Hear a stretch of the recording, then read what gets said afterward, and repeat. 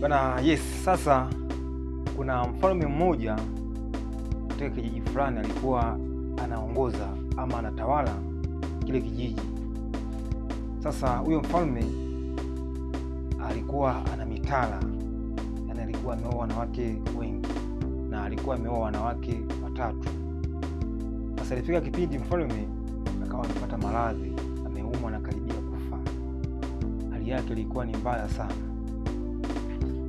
Akawa anawaza mengi sana mfalme, lakini kwenye kuwaza hayo mambo alikuwa na wanawake wake watatu kama wanawake zake. Mwanamke wa kwanza alikuwa mwanamke ambaye alikuwa hamjali kabisa, hajai kumtilia maanani kabisa, yaani alikuwa amfanyii ile caring ya aina yoyote ile. Mwanamke wa pili alikuwa anamjali, anamfanyia caring, anamhudumia kila kitu anachohitaji. Mwanamke wa tatu na hivyo hivyo alikuwa anamjali zaidi ya mwanamke wa pili. Sasa kipindi yupo kwenye maradhi, anakaribia kufa, akaenda kwa mwanamke wa tatu ambaye alikuwa anamjali sana. Alikuwa anamjali sana sana sana. Akamwambia, mke wangu, mimi nakaribia kufa. Sasa je, nitakapokufa utaenda na mimi? Ili mwanamke wa tatu akasema ya kwamba utakapokufa, alisema tu moja kwa moja kwamba sitaenda na wewe, lakini nitaolewa na mtu mwingine, hivyo tu nitosha. Mfalme akapata jeraha, akaenda kwa mwanamke wa pili, mwanamke ambaye pia alimjali, alimhudumia, mahitaji alimpa kwa sana, kwa asilimia zaidi ya 90. Akamwambia, mke wangu, mimi nakaribia kufa. Sasa vipi nitakapokufa utakuwa tayari ufe na mimi, yaani twende wote?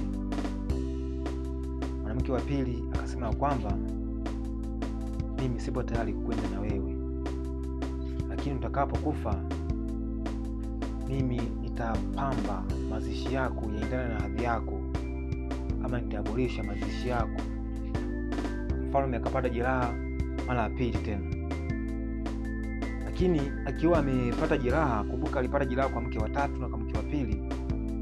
Mke wa kwanza ambaye alikuwa hamjali, alikuwa mhudumii, alikuwa anamdharau, akaja akamwambia kwamba utakapokufa nitakwenda na wewe.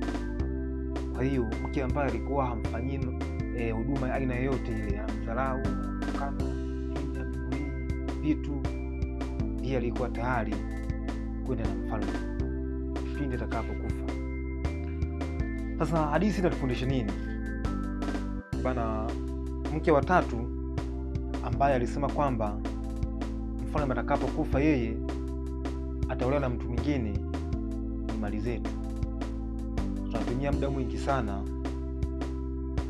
kutunza sana mali zetu, lakini kumbuke tutakapokufa mali hazitakuwa tayari kwenda na sisi, lakini zitaenda kwa watu wengine. Ndio maana yule mke wa tatu alisema kwamba nitaolewa na mtu mwingine. Kwa hiyo mke wa tatu anasimama kwa niaba ya mali, yaani tutakapokufa mali zetu zitabebwa na ndugu zetu.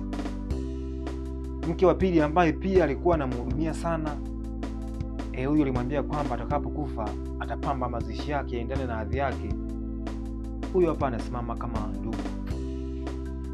Tunatumia sana muda mwingi sana kuspendi kwa ndugu zetu, tunahudumia sana ndugu zetu, lakini tutakapokufa ndugu zetu hatakuwa tayari kwenda na sisi, bali watapamba tu mazishi yetu yawe ya hadhi kidogo kadri na kulivyo sisi.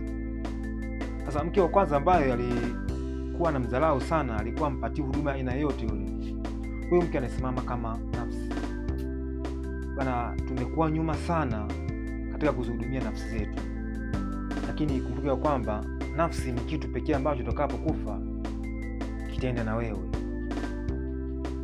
Kwa hiyo kwenye maisha kitu kikubwa ambacho kinapaswa kutunzwa na kupewa huduma ni nafsi, kwa sababu nafsi ni kitu pekee ambacho tutakapofariki kitakwenda na sisi. Sasa nafsi hiyo unaipatiaje huduma? mfano kusali, kusoma neno la Mungu, kuwa na matendo ya huruma, kitu kama hivyo. Hapo ndo unakuwa unahudumia nafsi vizuri. Lakini sasa cha kushangaza, watu wengi wamekuwa hapo nyuma sana kwenye hili. Watu wengi sana wasali, watu wengi sana wasomi neno la Mungu, matendo ya huruma watu wengi sana wafanyi. Kwa hiyo kwenye kipindi hichi cha Kwaresima na kwa ndugu zetu Waislamu hapo kwenye mfungo, tunapaswa kutunza sana nafsi zetu, kwa sababu tutakapokufa nafsi ni kitu pekee ambacho kitaenda na sisi, lakini sio vingine, sio ndugu wala mali.